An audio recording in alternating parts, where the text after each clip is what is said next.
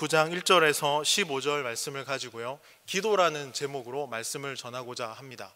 기도라는 제목으로 말씀을 전하겠습니다. 한 권사님과의 만남 가운데서 한 권사님이 저에게 질문하셨습니다. 목사님, 은혜 받으려면 어떻게 해야 합니까? 그 질문을 받고 이제 교회로 돌아가는 길에 그 질문이 계속 생각이 났습니다. 어떻게 하면 우리 성도님들이 은혜 받는 자리에서 더 은혜 받고 또 예배하며 살아갈 수 있을까? 그러는 가운데 제 마음속에 성도에게 있어서 가장 기본이 되고 중요한 예배와 말씀과 기도, 이 부분을 다시 한번 잘 정리해서 말씀을 전해야 되겠다라는 생각이 제 마음 가운데 들었습니다. 그래서 금요기도회를 통해서 예배와 말씀에 대해서 설교를 했고요, 오늘은 세 번째로 마지막 기도에 대한 부분을 함께 나누고자 합니다. 특별히 예배와 말씀과 기도에 대한 이 제목을 가지고요, 여호수아를 중심으로 해서 살펴보고 있습니다. 제가 예배에 대해서 말씀을 드렸을 때 가장 포인트, 핵심되는 질문은 바로 이것이었습니다. 여러분, 흔들리는 세상 가운데서 여러분은 무엇을 바라보십니까? 무엇을 의지하십니까? 나의 가장 최고의 것을 드리는 것이 예배입니다. 오직 나와 내 집은 여호와를 섬기겠노라. 이 고백이 저와 여러분의 삶 가운데에 있기를 소망합니다. 그리고 두 번째요, 말씀에 대한 부분을 나누면서는요, 핵심적인 질문은 이것이었습니다. 여러분, 흔들리는 세상 속에서 무엇을 붙잡고 계십니까? 그리고 무엇이 이끄는 삶을 살아가고 계십니까? 였습니다. 그것이 바로 말씀이죠. 강하고 담대하라. 여호수아는요, 자기가 마주하는 전쟁에서 강하고 담대하라는 말씀을 주님이 주신 게 아니라 그 상황 가운데서 말씀을 지켜나가는 데 있어서 강하고 담대하라 라는 말씀을 통해서 위로받고 앞을 향해 전진하는 모습을 볼 수 있습니다. 그럼 오늘 금요기도의 이 시간은요, 세 번째로 기도에 대해서 살펴보려고 합니다. 마지막으로 기도에 대해서 살펴볼 때 오늘의 중요한 질문은 바로 이것입니다. 여러분, 흔들리는 세상 속에서 누구에게 묻고 계십니까? 그리고 어떠한 음성을 듣고 계십니까? 그러니까 오늘 말씀의 질문은요, 여기서부터 출발합니다. 누구의 음성을 듣고 누구를 찾아가느냐, 누구에게 묻느냐, 그리고 여러분들은 무엇을 듣느냐라는 것입니다. 여기에 대한 말씀을 오늘 전하려고 합니다. 여러분, 여호수아의 멘토이자 스승인 모세가 죽게 됩니다. 이제 여호수아 혼자 백성을 이끌고 약속의 땅으로 가야 하는데요, 이 부담감 때문에 여호수아는 많이 두렵고 힘들었습니다. 모세 다음에 이제 리더가 된 여호수아, 그 삶이 참 고통스러웠겠죠. 그런데 여호수아는 그러한 상황 가운데 위기의 순간에, 두려움의 순간에 하나님을 바라봅니다. 그리고 하나님의 말씀에 의지해서요, 한 걸음 한 걸음 나아갑니다. 그래서 지난번 금요기도회 때 제가 이렇게 말씀을 드렸거든요. 여러분, 일어나서 가시기를 바랍니다. 여호수아가 하나님의 말씀을 따라간 것처럼 여러분들도 일어나서 하나님의 말씀을 붙잡고 흔들리는 세상 가운데 하나님을 바라보며 나아가기를 소망합니다. 그러면서 시편 23편 4절의 고백이 우리의 고백이 되기를 소망합니다. 내가 사망의 음침한 골짜기를 다닐지라도 해를 두려워하지 않을 것은 주의 지팡이와 막대기가 나를 안위하나이다. 이 고백이 저와 여러분의 고백이 되기를 소망합니다. 여러분, 오늘 본문은요, 여호수아는 백성들을 이끌고 가나안 땅의 헐이라고 할 수 있는 중부 지역으로 들어가게 됩니다. 그리고 어렵사리 몇 개의 성들을 차지하고 이제는요, 중부에서 남부로 내려가는 상황입니다. 오늘 함께 읽은 여호수아 9장은요, 이 이스라엘 백성들이 이제 가나안의 땅 중부에서 남부로 내려가는 그 순간에 일어난 하나의 사건을 기록하고 있습니다. 자, 1절과 2절 말씀입니다. 한번 보시겠습니다. 다 같이 읽어보겠습니다. 이 일 후에 요단 서쪽 산지와 평지와 레바논 앞 대해 연안에 있는 헷사람과 아모리 사람과 가나안 사람과 브리스 사람과 히위 사람과 어보스 사람의 모든 왕들이 이 일을 듣고 모여서 일심으로 여호수아와 이스라엘을 맞서서 싸우려 하더라. 자, 이제 이스라엘이요, 중부에서 남부로 움직인다는, 이동한다는 소식을 듣고 가나안에 있었던 많은 사람들이 연합군을 형성합니다. 그리고 이제 이스라엘과 싸울 준비를 합니다. 이제 전쟁을 이제 하게 되는 거죠. 그런데 가나안 족속 중에 기브온 족속이라고 있는데요, 이들은 좀 다른 생각을 가지고 있었습니다. 자, 3절부터 6절까지의 말씀을 다 같이 한번 읽어보겠습니다. 기브온 주민들이 여호수아가 여리고와 아이의 행한 일을 듣고 꾀를 내어 사신의 모양을 꾸미되 헤어진 전대와 헤어지고 찢어져서 기운 가죽 포대주 부대를 나귀에 싣고 그 발에는 낡아서 기운 신을 신고 낡은 옷을 입고 다 마르고 곰팡이가 난 떡을 준비하고 그들이 길갈 진영으로 가서 여호수아에게 이르되 그와 이스라엘 사람들에게 이르되 우리는 먼 나라에서 왔나이다. 이제 우리와 조약을 맺읍시다 하니. 여러분, 가나안 족속들은요 연합해서 이스라엘과 이제 전쟁을 하려고 합니다. 기브온 족속들은요 근데 생각이 좀 달랐습니다. 이스라엘과 화친 조약을 맺어야겠다라고 생각을 하죠. 그러면서 낡은 옷을 입고 떨어진 신발을 신고 다 썩고 곰팡이가 난 음식을 준비해서 이 이스라엘의 족장들과 리더들, 그 여호수아를 만나러 갑니다. 자, 그리고 이렇게 이야기를 합니다. 우리는 멀리서 왔습니다. 근데 멀리서 왔고 당신들의 이야기를 들었습니다. 이스라엘 백성들의 이야기를 들었고 당신들이 믿는 하나님의 역사하심에 대해서도 우리는 들었습니다. 그러니 우리와 화친 조약을 맺읍시다 라고 이제 이렇게 이야기를 하거든요. 근데 여러분 잘 보시면요, 이제 가나안 연합군의 상황에서 보면 기브온 족속은 어떻게 보이죠? 배신자처럼 보이죠. 그렇지 않습니까? 자, 그런데 이스라엘 입장에서 보면 이 기브온 족속이 뭔가 꿍꿍이가 있는 것처럼 보입니다. 그 속내를 알 수 없죠. 꿍끼가 있는 것처럼 보이죠. 그래서 이스라엘은요 이 기브온 족속의 이 말을 믿어야 할지 아니면 믿지 말아야 될지 고민합니다. 화친을 맺자는 이 이야기, 이 기브온 족속의 사신들이 여호수아를 만나서 장시간 대화를 나눕니다. 고민하겠죠. 여호수아와 족장과 리더들은요 이 화친을 맺어야 되나 맺지 말아야 되나. 자, 7절과 8절 말씀을 이어서 한번 읽어보겠습니다. 이스라엘 사람들이 휘 사람에게 이르되 너희가 우리 가운데 거주하는 듯하니 우리가 어떻게 너희와 조약을 맺을 수 있으랴 하나. 그들이 여호수아에게 이르되 우리는 당신의 종들이니이다 하매 여호수아가 그들에게 묻되 너희는 누구며 어디서 왔느냐 하니. 자, 족장들이 이야기를 합니다. 보아하니 너희들 이 근처 사는 사람들 같은데 너희들의 말을 믿지 못하겠다는 겁니다. 너희들의 말을 믿지 못하겠다. 그러자 또 이어서 여호수아가 이렇게 이야기를 하죠. 어디서 왔느냐. 그러자 그들이 이렇게 대답합니다. 우리는 멀리서 왔습니다. 멀리서요. 우리는 정말 멀리서 왔습니다. 그런데 멀리서 왔지만 하나님이 하신 역사와 일들에 대해서도 잘 알고 있습니다. 그러니 우리는 당신들과 싸울 마음이 없습니다. 그러면서 이 이스라엘을 속이기 위해서 준비한 소품을 꺼내놓습니다. 그 소품이 뭡니까? 그 소품이요 12절과 13절 한번 다 같이 읽어보겠습니다. 우리의 이 떡은 우리가 당신들에게로 오려고 떠나던 날에 우리들의 집에서 아직도 뜨거운 것을 양식으로 가지고 왔으나 보소서 이제 말랐고 곰팡이가 났으며 또 우리가 포도주를 담은 이 가죽 부대도 새 것이었으나 찢어지게 되었으며 우리의 이 옷과 신도 여행이 매우 길었으므로 낡아졌더라 한지라. 어떤 소품을 꺼냅니까? 곰팡이가 난 떡을 보여주죠. 그리고 엉망이 돼 터져버린 가죽 부대도 보여줍니다. 그리고 자신들의 낡은 옷과 신발을 보여주면서 이야기합니다. 우리는 정말 멀리서 왔습니다. 우리의 얘기를 좀 믿어주십시오. 그리고 우리가 감사의 표시로 선물을 준비했는데 이 광야에서의 오랜 여정으로 우리를 보시다시피 신발도 떨어지고 옷도 헤어지고 음식에는 이렇게 곰팡이도 생기게 되었습니다. 그러니 우리의 말을 좀 믿어주십시오. 우리의 말을 좀 믿어주십시오 라고 이 기브온 족속들이 사신들과 함께 여호수아와 족장들에게 이야기를 합니다. 이 기나긴 대화 끝에 이스라엘은요 이 기브온 족속들의 말을 믿어야 될까? 믿지 말아야 될까? 이런 고민이 있겠죠. 자, 이런 고민 속에서 여호수아와 족장들은 어떻게 할까요? 한번 본문을 볼까요? 14절과 15절 말씀 읽어보겠습니다.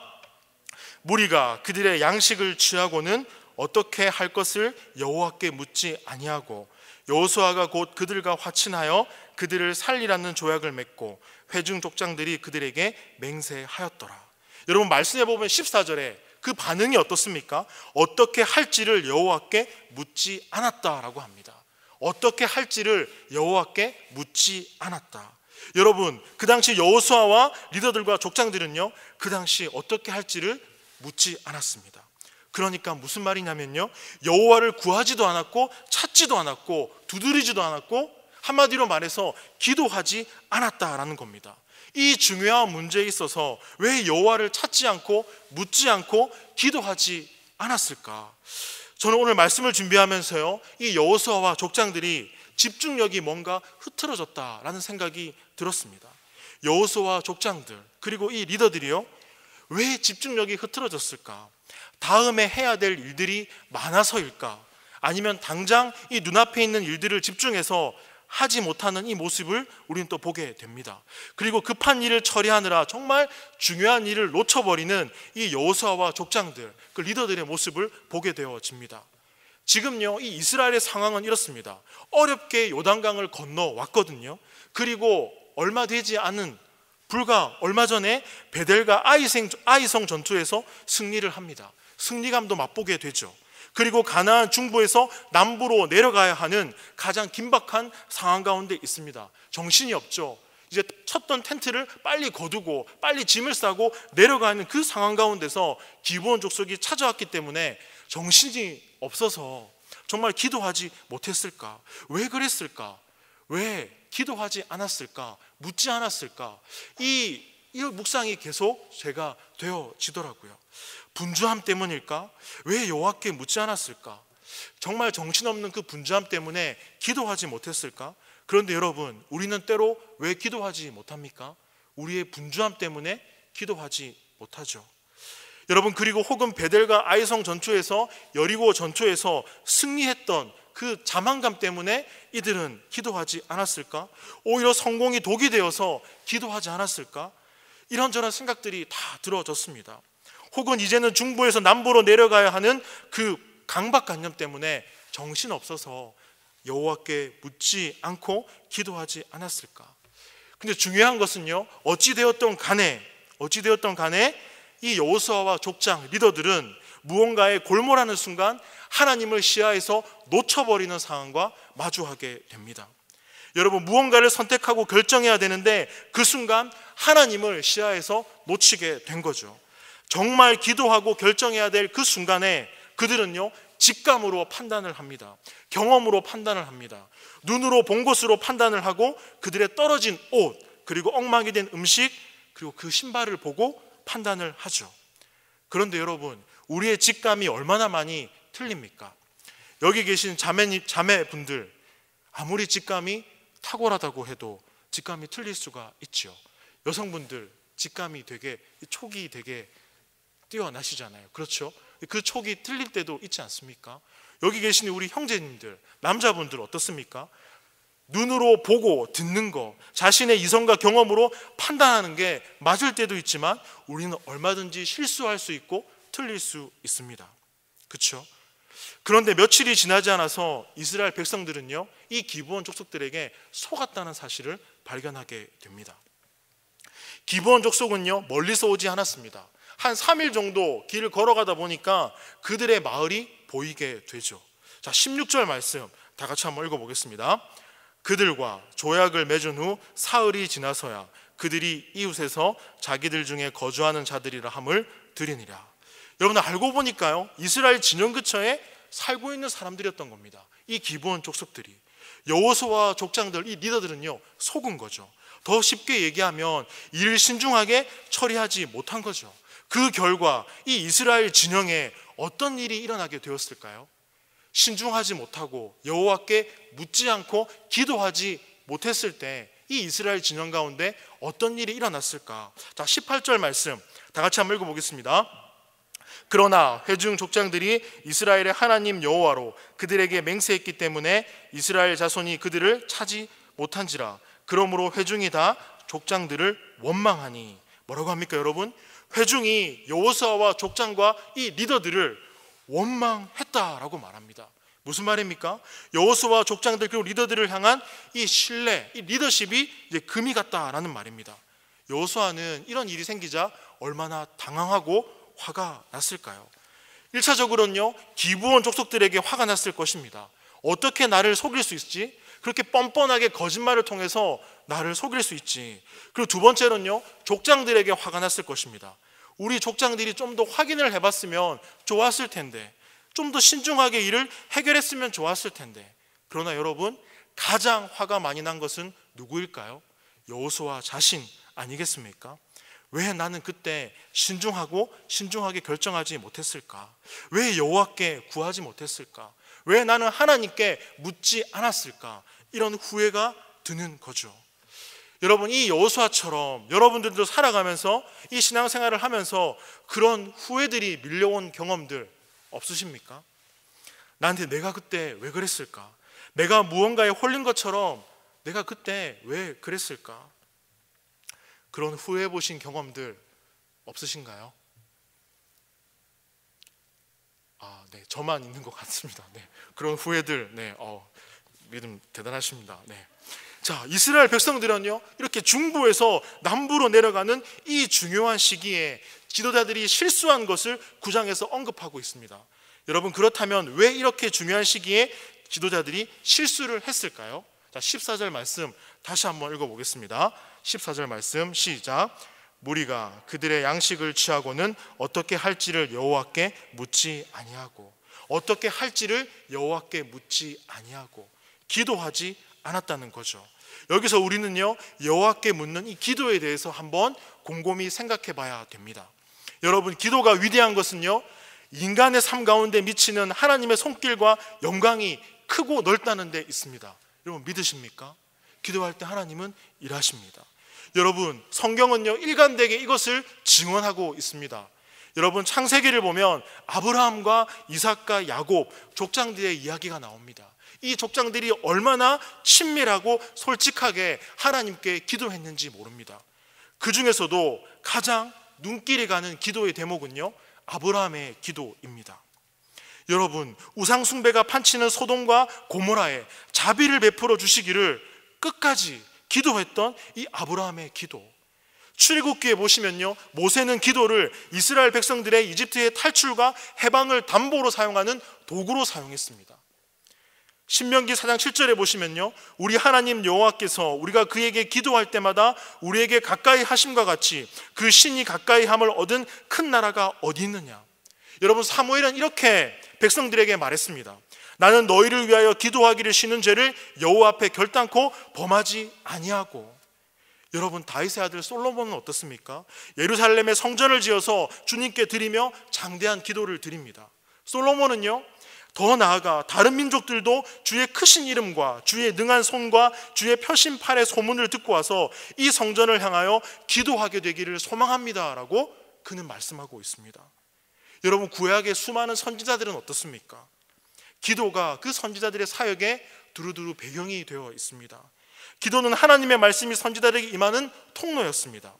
바벨론으로 끌려갔던 유대민족이 살아 돌아올 수 있었던 것도 기도 때문이었습니다. 예레미야 29장 7절을 보면요, 너희는 내가 사로잡혀 가게 한 그 성읍의 평안을 구하고 그를 위하여 여호와께 기도하라. 포로 생활을요, 이방 민족과 성읍을 위해 기도하라는 명령에서 그 포로 생활이 시작되어집니다. 다니엘은 어떻습니까? 하루에 3번씩 민족들의 죄를 회개하고 고국으로 돌아갈 그 길을 요청하며 응답해 주시기를 기도하다가 바벨론의 권력자들의 손에 처형될 위기에 처하게 됩니다. 세월이 흘러 예루살렘 성벽이 재건하게 되었을 때 느헤미야는요, 중요한 고비마다 며칠씩 기도하면서 리더십을 발휘합니다. 그의 애국심이 나오는 거죠. 여러분, 그리고 더 중요한 것은 예수님, 예수 그리스도, 그분은요, 제자들에게 기도를 가르치고 기도로 백성들을 고치고 기도하는 집이 되어야 할 성전이 변질되자 주님께서는 화도 내셨습니다. 오로지 기도만이 귀신을 쫓아낼 수 있다고 말씀도 하셨습니다. 그리고 주님은요, 시시때때로 뜨겁게 부르짖으며 눈물로 기도하셨습니다. 히브리서 5장 7절 말씀, 그는 육체에 계실 때에 자기를 죽음에서 능히 구원하실 이에게 심한 통곡과 눈물로 간구와 소원을 올렸고 그의 경외하심을 인하여 들으심을 얻었느니라. 아멘. 그리고 성령이 내리고 임한 것도, 영광스러운 모습으로 용모가 변한 것도 모두 기도하실 때 일어난 사건들입니다. 더없이 큰 위기 앞에서도 주님은요, 기도하셨습니다. 돌아가시기 전날 밤에는 제자들과 함께 모여 교회를 위해 기도하셨습니다. 그 내용이 요한복음 17장에 잘 기록되어져 있습니다. 주님은요, 더 나아가서 겟세마네 동산에서 몹시 고통스러워하시며 아버지께 간구하셨죠.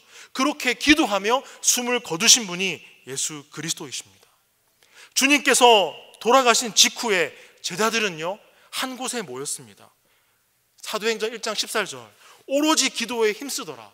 그들이 모여서 한 것은요, 기도에 힘쓰는 것이었습니다.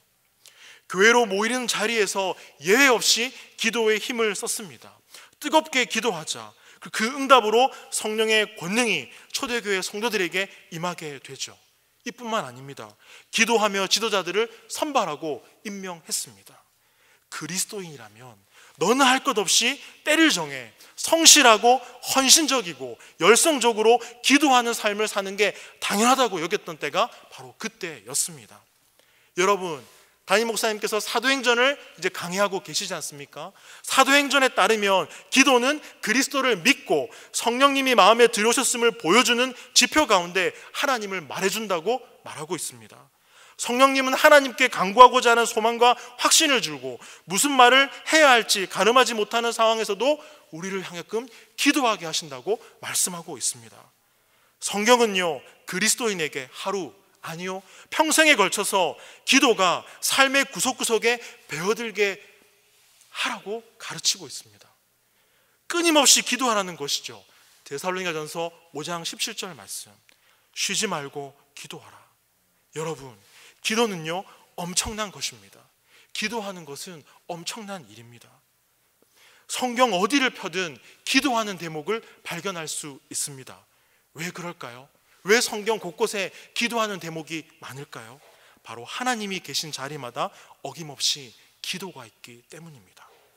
주님은 어디나 계시고 한없이 크신 분이므로 기도 역시 삶의 모든 영역에서 나타날 수밖에 없다는 것이죠. 그런데 이 여호수아와 족장들, 리더들은 이것을 놓쳤습니다. 14절 보십시오. 그들은 여호와께 묻지를 않았습니다. 그러면 왜 이 여호수아와 지도자들은 왜 여호와께 묻지를 않았을까? 이 중요한 문제를 두고 왜 묻지 않았을까? 이 고민을 하면서 지난날 저의 부족했던, 못났던 한 이 에피소드가 생각이 났습니다. 20대 초반 시절요, 지금으로부터 20년 전이죠. 그때는 오늘날처럼 핸드폰도 없었습니다. 이 차마다 내비게이션이 설치되는 차는요, 굉장히 좋은 차였습니다. 내비게이션이 고가의 제품에 속했거든요. 그래서 그때는 이제 수련회를 가거나 소풍, 나들이를 갈 때 지도를 참 많이 참고했습니다. 길을 잘 아는 집사님, 장로님께 물어봤죠. 몇 번 국도를 타고 가다가 또 몇 번 고속도로로 빠져야 됩니까? 아, 이렇게 빠져야 되군요.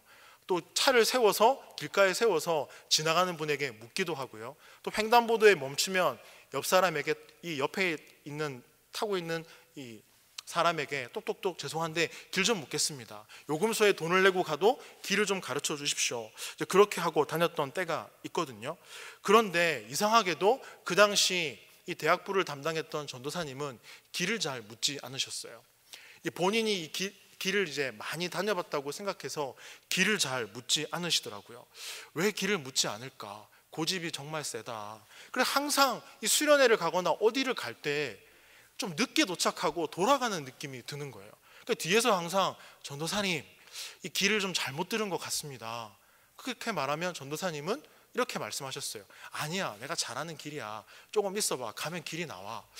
그럼 길이 안 나오는 거예요. 그럼 항상 돌아가고, 아, 그러려니 정말 안 고친다, 그런 생각이 참 들었거든요. 나도 나중에 우리 전도사님처럼 정말 저러지 않아야 되겠다.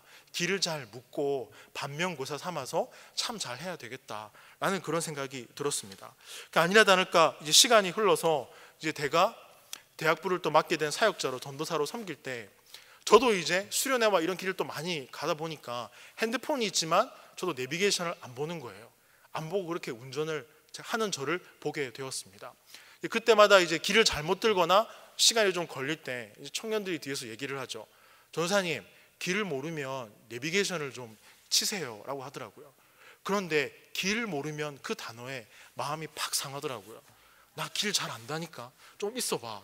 길이 나와. 근데 길은 안 나오는 거예요. 그래서 자존심이 있다고 묻지도 않고 그런 저를 발견하게 됐습니다. 그러면서 제가 대학부에 있었을 때 그 전도사님의 모습이 생각이 났습니다. 아, 참 그렇구나.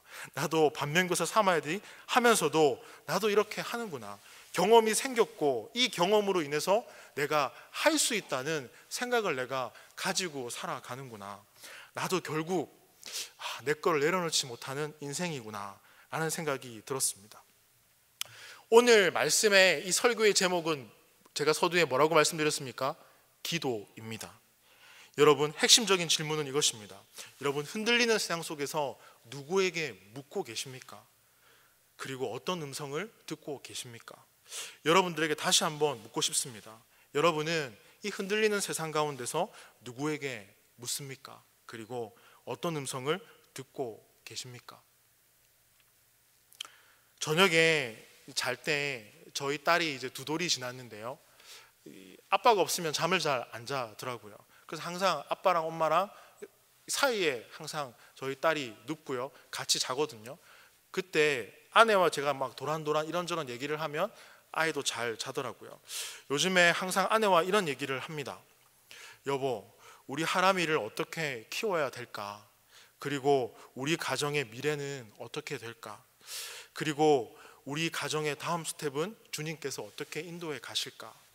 우리의 꿈, 우리 가정의 비전, 여보와 나의 그런 기도의 제목들 어떻게 응답되어지고 하나님께서 준비하실까?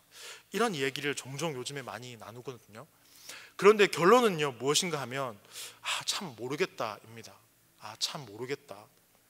하나님만이 아실 거야. 그러니까 기도하자. 그 아내와 그런 얘기를 나눕니다. 물론 전에는 계획을 세웠습니다. 지금도 계획을 세우고요. 그러나 때로는요, 어디로 가야 될지 잘 모를 때가 있더라고요. 무엇을 해야 될지 잘 모를 때가 있더라고요. 어떻게 해야 될까? 그런데요, 너무나 간단하고 단순하지만요, 인생의 비극은요, 작은 데서 생깁니다. 그것은 바로 묻지 않은 것에서 생깁니다. 묻지 않는 것. 이스라엘 백성들의 이 큰 어려움, 이 원망과 갈등은 어디에서 생겼습니까? 바로 묻지 않는 것에서 생겼습니다. 누구에게요? 여호와께 묻지 않는 것. 여호와께 묻지 않는 것. 하나님을 구하지 않고 찾지 않은 것, 두드리지 않는 것, 기도하지 않은 것. 그것이 이스라엘 공동체의 신뢰를 깨고 그 공동체를 힘들게 했습니다. 여러분, 묻지 않는 것, 두드리지 않는 것, 기도하지 않는 것, 왜 그런 줄 아십니까? 왜 그런 줄? 바로요, 조금 전에 제가 지난날 저의 부끄러운 고백을 했죠. 바로 내가 살아있기 때문입니다. 내가 살아있기 때문입니다. 우리의 직감, 경험, 들은 것, 보는 것, 아는 것, 이것이 결정적이고 중요한 순간에 우리의 신앙의 길을 때로 막기도 합니다. 우리의 직감이. 오늘 본문을 보십시오. 여호수아와 족장과 이 리더들은 본인의 직감으로 그것을 선택하자 어려운 갈등을 마주하게 됩니다. 여러분, 모든 문제는요, 내가 살아있기 때문입니다. 그래서 십자가 앞에 자신을 부인하는 인생, 십자가 앞에 자기를 내어드리는 인생, 그리고 묻는 인생, 구하는 인생, 두드리는 인생, 찾는 인생, 기도하는 인생, 이런 인생의 자리로 나가는 저와 여러분의 삶이 되기를 소망합니다.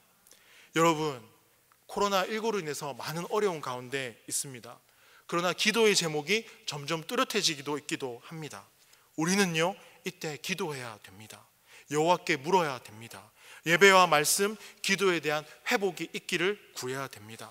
복음과 사랑과 생명으로 연결된 셀 모임에 회복이 있기를 기도해야 됩니다. 다음 세대를 위해 기도해야 됩니다. 하나님을 신뢰하고 기도해야 됩니다. 하나님의 은혜 가운데 기도하고 하나님의 뜻을 구하고 기도할 수 있는 저와 여러분의 인생이 되기를 소망합니다.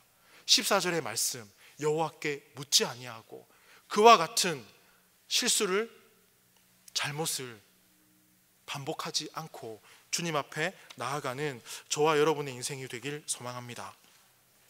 마지막으로요, 조지 하버트 시인의 기도라는 시를 읽어드림으로 설교를 마치고자 합니다. 조지 하버트 이 시인은요, 1593년 4월 3일 영국 웨일즈 태생의 시인입니다. 이분의 기도라는 시 제가 한번 읽어드리겠습니다.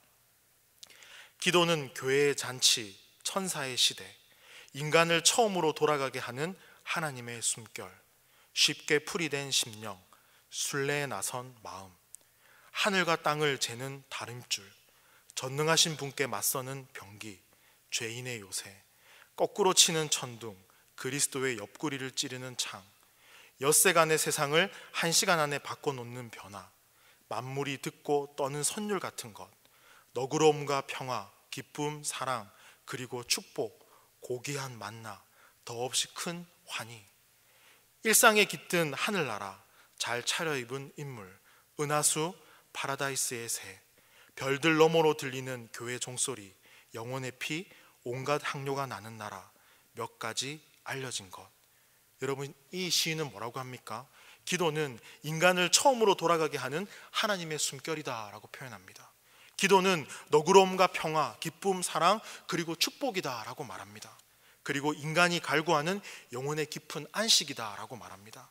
여러분, 기도를 통해 우리는요, 에베소서 3장 18절 말씀처럼 그리스도의 사랑을 알고 그 너비와 길이와 높이와 깊이가 어떠한가를 깨닫고 알 수 있습니다. 그리고 기도를 통해 하나님과 연합하게 된 사실을 알게 되어집니다. 기도는요, 고단한 씨름이지만 삶을 바꿔놓을 만큼 위대한 일입니다. 이것을 놓지 않고 붙들고 두 손 모아 주님 앞에 간절히 기도함으로 나아가는 저와 여러분의 인생이 되기를 소망합니다. 이 말씀 기억하시면서요, 우리 기도했으면 좋겠습니다. 주님, 예배와 말씀, 기도에 대한 회복, 그리고 복음과 사랑과 생명으로 연결된 셀 모임의 회복과 다음 세대의 회복을 위해서 우리 한 목소리로 다 같이 기도하겠습니다. 하나님 감사합니다. 여호수아와 족장과 리더들처럼 기도하지 않는 잘못을 범하지 않도록 늘 깨어있을 수 있도록 인도하여 주시옵소서. 하나님, 힘든 가운데 있지만 예배와 말씀과 기도가 회복되어지기를 소망합니다. 가장 가치 있는 최고의 것을 주님께 드리며 주님께서 하신 그 말씀을 나의 기준 삼아 살아갈 수 있도록 인도하여 주시고 늘 주님과 묻고 연합하는 이 기도의 자리를 지켜나가는 우리의 인생이 될 수 있도록 주님 인도하여 주시옵소서. 주님, 그리고 복음과 사랑과 생명으로 연결된 이 셀 모임이 회복되기를 소망합니다. 셀이 끈끈하게 하나 되어서 복음 안에 하나 되어서 하나님 분가하기를 소망합니다. 복음이 끊임없이 셀을 통해서 전해지기를 소망합니다. 셀 인도자분과 섬김이 셀 식구들 모두가 한마음으로 기도하며 이겨나갈 수 있도록 인도하여 주시옵소서. 특별히 다음 세대를 위해 기도합니다. 유아부부터 청년 대학부까지 이르기까지 하나님, 우리 다음 세대에게 믿음이 전해지고 다음 세대 가운데 복음이 전해지고 예수 그리스도 죽음 너머의 그 부활의 십자가를 바라볼 수 있는 우리 다음 세대, 그리고 다음 세대가 일어나 교회의 이 빛과 세상의 소금이 될 수 있도록 주님 인도하여 주시옵소서. 이를 위해서 끊임없이 기도하며 기도한 자리를 사모하며 나가는 우리의 인생 될 수 있도록 주님 인도하여 주시옵소서. 하나님 감사합니다. 지금 이 시간 감사헌금 드렸습니다. 주 안에서 우리 우주 300일 동안 무럭무럭 크게 해주심에 감사드립니다. 오직 예수 그리스도로 살게 하옵소서. 감사헌금, 구역헌금 주님 앞에 드렸습니다. 하나님, 이 모든 헌금들이 하나님 나라 가운데 귀하게 사용될 수 있도록 주님 인도하여 주시옵소서. 우리의 시야에서 하나님을 놓치기도 하지만 때로는 우리가 살아있기에 하나님을 찾지 않고 구하지 않고 나아가지 않고 기도하지만 우리를 불쌍히 여겨주시고 겸손하게 살아가게 하시고 주님 앞에 성실하게 기도하며 나가는 우리의 인생 될 수 있도록 함께하여 주옵소서. 감사하며 예수님의 이름으로 기도합니다. 아멘.